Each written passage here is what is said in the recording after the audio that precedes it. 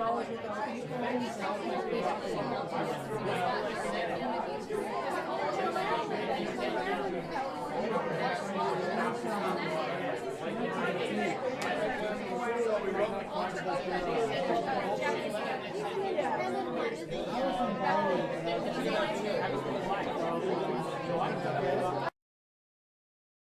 here at the Royal York Hotel downtown Toronto, and I am at the Toronto Cosmetic Surgery Institute, and I'm here with the famous Dr. Six. And hey guys. Yes, so if you don't know Dr. Six, definitely check him out on Instagram. His Instagram will be on the screen, just check that out. And he is a very well-known doctor / surgeon. And don't forget our Snapchat. Snapchat, we're actually a little more active because Snapchat doesn't have filters. Instagram doesn't allow us to show social immediately. So if you really want to see unfiltered stuff, check out our Snapchat. Same username, Real Dr. Six. Yeah, it's pretty raw content. So I mean, the whole reason why I'm doing this today is because women like me and people that see things and images on TV, it's all about image, it's all about aesthetics, it's all about cosmetics, it's a lot about basically looking your best. And the question is, how do you get to that point of looking your best? So for some of us, women especially, there's a lot of pressure on body image and how we look and how we present ourselves. So somebody like me and other women out there that are in the industries of being an artist, being an entertainer, or being under that umbrella, it's a lot of pressure to look good and to look contoured and to present an image that one can be comfortable with on the inside as well as other people on the outside can appreciate. So I'm here with Dr. Six to really get some clarifications on cosmetics / plastic surgery 101. So I'm going to ask some interactive questions just to get you, the viewers, to understand what it's like to get to this point of cosmetic surgery and what goes on behind closed doors once you come in for your consultation. Let's get into a few questions. I just wanted to ask you, can you explain what is collagen? Collagen is a molecule normally found in your tissues. It's a structural protein that gives you strength and structure to your tissues. It is a substance that was used in the past for fillers, but because the way it was made, it required special testing before the actual treatment, so it's no longer used. Now people use something else when they look at fillers, something called hyaluronic acid, which is also a molecule normally found in your body. It's a tongue twister right now. Hyaluronic acid. I twist my tongue when I say that. It also is a molecule normally found in your natural skin. The actual natural molecule that you have in your body is a molecule that gets broken down and reformed every 24 hours, so it's constantly recycled. The one that is being used for fillers is slightly chemically modified, so it's a little more difficult for your body to break it down, so it lasts longer, and that allows these fillers to last you between 6 months to about 18 months. Okay, so just so you know, we all have, as you said, collagen in our body, so it's something we naturally manufacture, if I could say. Yeah. We also have it, but it's no longer really put in fillers. So a lot of women are putting lip injections. There really isn't collagen in that. And fillers also go into butt implants? No. Fillers are usually used for the face. There's a special filler. There's a special filler for the butt. It's called Sculptra. That is made of something a little bit different. Instead of hyaluronic acid, it's polylactic acid. It's a bit of a different substance that lasts a little bit longer. And it's used for the butt. It is not really a filler, it is a substance that's injected and then it stimulates your own body to grow collagen. So it's your natural collagen that's being stimulated by your body to give you volume to your butts, and that's what we think Kardashians do to... We'll never know. We'll never know the secrets of the Kardashians. Okay. Alright, so how often do you fix another surgeon's bad job? Because a lot of women are going to discounted surgeons, or one of your famous posts that I've seen, a guy wearing jeans and running shoes, or it just could be anybody that just has an apartment or a studio space or a dungeon or anything. They're performing the actual procedure, I would say illegally or easily accessible. And like when somebody gets their surgery done from somewhere and it's bad, they do a breast job and one breast is limp or hanging, or they swell, how often do you fix another surgeon's bad job versus new patients coming in? Well, actually, I no longer do that. I just, unfortunately, because I'm so busy, there's just so many things that I cannot do, so I've been they cut out a few things, some procedures, and one of the things I no longer perform is revisions for the surgeons. However, talking about the revisions, and what you just said, I think it's very, very important for viewers to understand that getting something done the first time right is a lot easier than going back and fixing a bad job. So you really want to do your research, and you really want to make sure that whoever you end up going with is an expert in that particular thing that you want, so that you get a good result. You know, there's people that are like really cheap, really expensive. You want to find somebody who will give you the results that you want in a safe manner, in a long-lasting manner, because coming back for revisions and touch-ups is never fun. It happens, nobody's perfect, but to fix a procedure that went bad is always 10 times more difficult than getting it right the first time. And that also means that you need to take care of your body after surgery. This is something also that people misunderstand. Surgery is not just something that happens in the OR. Recovery process is crucial, and if you guys watch our snapshot on Instagram, we see our patients for a long time as they heal. Some patients think that, you know, when they come, they leave the OR, they never have to be seen back. That's not the case. Deception. Ideally things go right, and you heal well.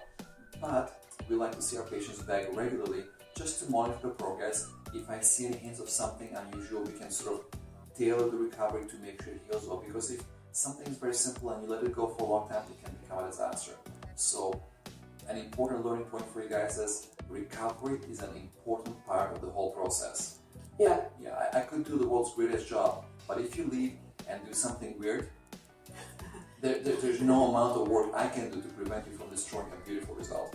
And that's the thing, there's a lot of people who feel that it's a more cheaper alternative to go abroad to like countries like Colombia or the Dominican or certain places, but the thing is, you can go, pay your plane fare, get that good cheap rate, but the thing is, how do you do your recovery? Because if surgery is a pre-event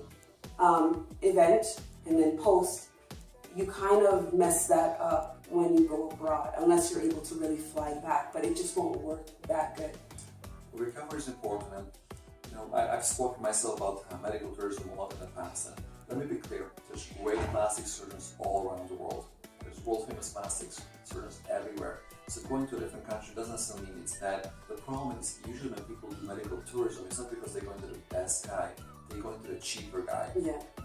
And it's really simple. If you look for cheap plastic surgery, you will get cheap plastic surgery. You get what you pay for, basically. Pretty much. Yeah. Okay. How old do you think a female or a person should be to do certain augmentations or plastic surgery? I think a person should be mature enough to make an informed decision. So typically we look at someone who's 18. And the idea here is that this person really understands what they're getting into. They understand what the procedure involves, what the recovery is going to be like, what are the potential complications, what are the consequences of their decisions. So when people have treatments done by doctors, there is something called a consent form they have to sign. A consent form is a document that makes sure that they're making an informed decision, and it's really, really important. You need to know what you're getting yourself into. When a person comes or calls for a consultation, do you advise them of the equal amount of pros and cons? Because I personally watch your Snapchat and your Instagram and your social media profiles because I myself have been a candidate to consider cosmetic surgery as well. So when a person calls for a consultation, like, are you unbiased with your decision? Like, do you let them know this will work for you? Because I feel that cosmetic surgery is based on a per person basis. It's based on their body type and size. And for me, I did come for a Brazilian butt lift, but I was also qualified for a skinny BBL based on my body type. So you also do tell people that they sometimes cannot be eligible for certain surgeries. Absolutely. So when people call, yeah, we get them in for a consultation because you can't really see much based on a conversation on the phone or just looking at pictures. So we see them in person, the in-person assessment. All our consultations are done with our Kim, who's an amazing person. She's great. She's great. I've trained her for 5 years, so she's really good. And then based on a personal assessment, then we can tell people what is possible, what is not possible, and make recommendations of what procedures would maybe benefit them and what I would say, don't do. And it's not uncommon that we turn people away. And people sometimes get upset, but they need to understand when we turn you away, we really mean it. I make no money when I turn people away from surgery, so if I really believe there's either no benefit to them having surgery, or I'm not able to meet the expectations, or it's unsafe, then they're not good candidates for surgery, and then maybe they should consider other alternatives or simply doing nothing. Doing nothing is a perfectly reasonable option. Yeah, just learn to love yourself more, or even get a personal trainer. Understand that plastic surgery is not magic. We can't do about anything. We have your body to work with. Everybody's a little bit different, so some people are, they may be able to get something that other people cannot. We gotta work with your body. We cannot just make something out of nothing. Exactly. Okay. Will cosmetic surgery get rid of cellulite? Because this is something that a lot of women face, whether it's on their thighs, their actual butt, certain parts of the body. The wrinkled skin, or I guess the collagen, is not as rich in certain areas, and it also comes, it plays a part on age. So I think you said this in one of your Snapchat posts, that plastic surgery doesn't get rid of cellulite. The day I invent treatment for cellulite, I will be a billionaire. There's a lot of creams, a lot of treatments out there. Guys, don't waste your money. Try to understand what cellulite is. And if you understand what cellulite is, you'll realize that the treatments out there just will not work. So what cellulite is, these little fibers that are holding the skin to your body. And in some places they'll be tighter, some places there's laxity. The skin is loose, it bubbles up. Cream is just not gonna get rid of those fibers. Like, don't, save your money on something more useful. Weight loss is a great way to sort of reduce the fatty content of your subcutaneous tissues, and then it makes the cellulite less prominent. Openly opinionated and honest about keeping it safe and realistic with patients. Can you speak to why some patients, they get denied by not being able to do a procedure? Sometimes we see patients who are not candidates for surgery who may be healthy, but there's not really much we can do. Either it's impossible, or what they're asking for is so minimal, it's not worth going through it. So just as an example, yesterday we saw a lady who came in wanting to do a revision of her breast. She had breast augmentation. She had 2 slightly different breasts. She looked amazing. But you say the body is not really symmetrical. Exactly. But there's little asymmetries by bothering her, and she really wanted to have surgery. And in such a situation, I tell people, listen, the improvement you're looking for is very, very tiny. Risks are small, they're not big. But if you have risk this big and benefit this, the risk-benefit ratio is not good. You want to operate when the benefit is humongous and the risk is small. Which makes sense. Okay. What are your 3 most popular surgeries for women? Breast augmentation by volume is the most popular procedure. It's the most popular cosmetic surgery out there. Liposuction and liposuction-based procedures are probably very close number 2. So that's liposuction is like the stomach mostly. Sucking out fat from the typically stomach, love handles, could be thighs, arms, elsewhere. Chin liposuction is very popular. And then of course related to that is the Brazilian butt lift. We do a lot of Brazilian butt lifts. Big round butts are in vogue thanks to Kardashians. Thank you, Kim. Thanks for all your referrals. And then tummy tucks, mommy makeovers are very, very common. The other thing that's very common, a lot of people don't talk much about, is things like labiaplasties. So can you just clarify, labia is... Labia is there's labia majora, the outer labia, and the inner labia minora. So we're talking about the vagina. People talk about it, the vagina is really the canal inside. The labia is the sort of the skin on the outside. And it's very common for women to have skin that's either stretched out or asymmetric, hangs out. So when you stand, you have the inner labia that's sort of hanging down. Either causes pain, discomfort during physical activities or sexual intercourse, or they just simply don't like the look of it. So we do something called labiaplasty, where we trim a little bit of excess skin so you can hide and it doesn't bother them anymore. Okay, so if you want to find out more information about that, you can definitely call and have a consultation, or just Google it, because it's a private part, it cannot be shown on their Snapchat, and because it's a sensitive area for most women don't want their vaginas or their private parts out there. So if you go on our website, we have a before-after gallery. We don't have a gallery of labiaplasties, just a choice I made. If you actually want to see before and afters, you're welcome to come into our clinic. We have a huge gallery of pictures, but we just don't post them on our website. And that's respectable. How do you determine, let's just say, a person is better fit for a BBL versus injections? Well, let's clarify, what is injections? What is injections? When people say injections, they usually refer to the illegal injections. Injecting silicone, PMMA, things such as aquagel, biogel, all these fancy sounding things that just sound really good. They're illegal for a reason, and the reason is they're dangerous. There are way too many deaths and complications from this. Now, when I talk to people that come to me and say, oh, my friend went here, went there, they have these great results. You may hear of these great results. You don't hear about all the horror stories out there. You can just Google it. Just type in body injection complications. Just look at all the horror stories that pop up on Google. And these are real. This is not made up stuff. People's butt peels, like sometimes if they have the wrong one, so it actually sheds skin. And if you have a friend who went somewhere and done, that's great. The thing is, these are ticking time bombs. You have stuff injected into your butt. This stuff is there. It can become infected. If it becomes infected, if it becomes a problem, you can't suck it out. You have to cut it out. So if you go and Google these body injection complications, you see people with these holes in their butts. That's when they become infected. Surgeons have to go and actually cut out holes to get it out. It is just a horrible thing. I cannot stress how much I would advise you to stay away from it. It's cheap, it's simple, it's limitless. You have these pictures of women on Instagram and Facebook wherever with these humongous butts because you can just inject volumes. It seems perfect, but it is a ticking time bomb. Please stay away from it. General, if it's simple and easy, it's probably not good. Just like, eating veggies for me is tough, but I know it's healthier than having some Nutella or stuff like that I really like. And another point to add to that, a BBL is considered a Brazilian butt lift, so it's really about the fat transfer from one part of your body to another. So that is one of the safest procedures that I thought, because even though if I think about cosmetic work done on my body, I'm thinking about the healthiest way to do it. So using your own fat is simplest because your own body tissue, once it's injected, once it's healed, it's done. You forget about it. If you have butt injections, it stays with you forever, doesn't go away, and it's a ticking time bomb. Now there's one butt injection that is legal. It is when you inject FDA-approved fillers. The most common one that people use in North America is something called Sculptra. Once again, we suspect this is what the Kardashians may or may not be using. Speculation. Speculation. It is a non-permanent filler, but it lasts about 2 to 5 years. And this is the only legal safe thing to inject into your butt. Don't inject anything else. Guys, when you go to all these people, I've seen these videos, people post them on Instagram, and it's like, really? You really want to advertise this? Because they think they're doing a good service. No, they're just horrible. People inject, they inject medical grade silicone.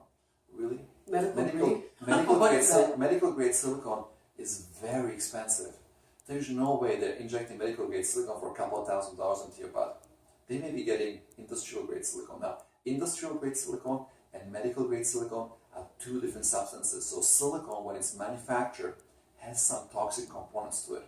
Medical grade silicone goes through a different process where these toxic chemicals are removed so that it's safe for your body. Two very different things, two humongously different prices.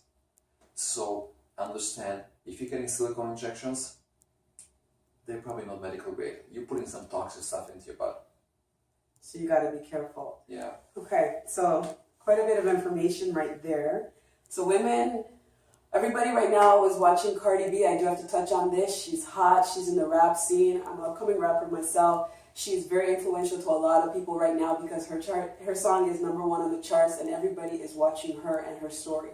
And a part of her story comes the cosmetic work, where she did do her breasts and she did do her butt. However, it's not all glitz and glam because she's also revealed she did go into somebody's basement illegally to get those injections. So while we see, she's great, everything's good, we do not know her internal story. So she's one. Can I stop right there? Why would you go into somebody's basement? People are desperate sometimes and people do things because it's, like I said, it's a common thing, and this is why I'm doing this video, to get that information and knowledge out. That I'm in a facility right now, an institution, a place where registered people are here. It's FDA approved materials and stuff that happens, so you need to go to the right places. So I mentioned Cardi B because popular culture is very, very influential. So when you come to a place like this, a reputable clinic, we have a reputation to maintain. I'm not going to do things that are stupid that are going to kill my reputation. My reputation is my most valuable asset. When you go to all these basement places, whatever, these are people that are difficult to contact. A friend of a friend will refer you to somebody. Yeah.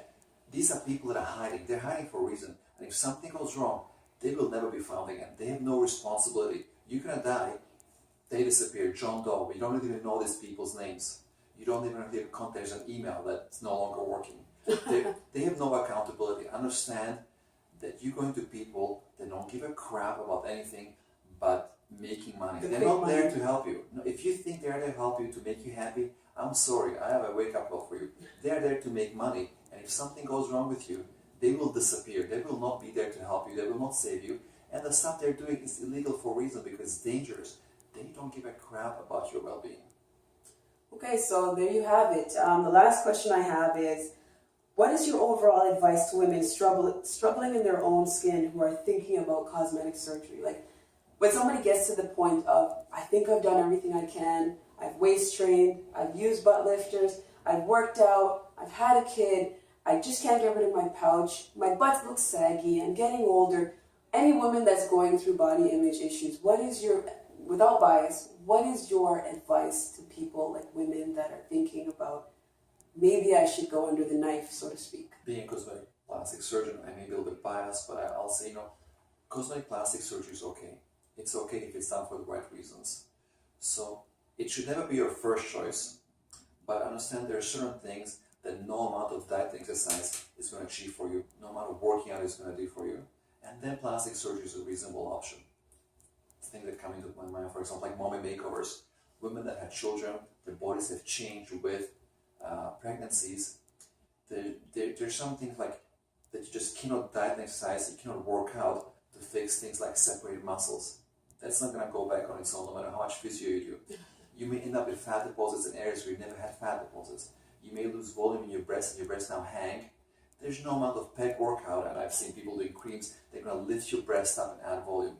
So if that is what's bothering you, and you have realistic expectations, understand we're not turn you back and make you look like the way you were when you were 18. We'll just make you better. If you understand this stuff, then you're a good candidate for plastic surgery. And understand that this is a fix, a help to make you look better, not perfect, and it's not permanent.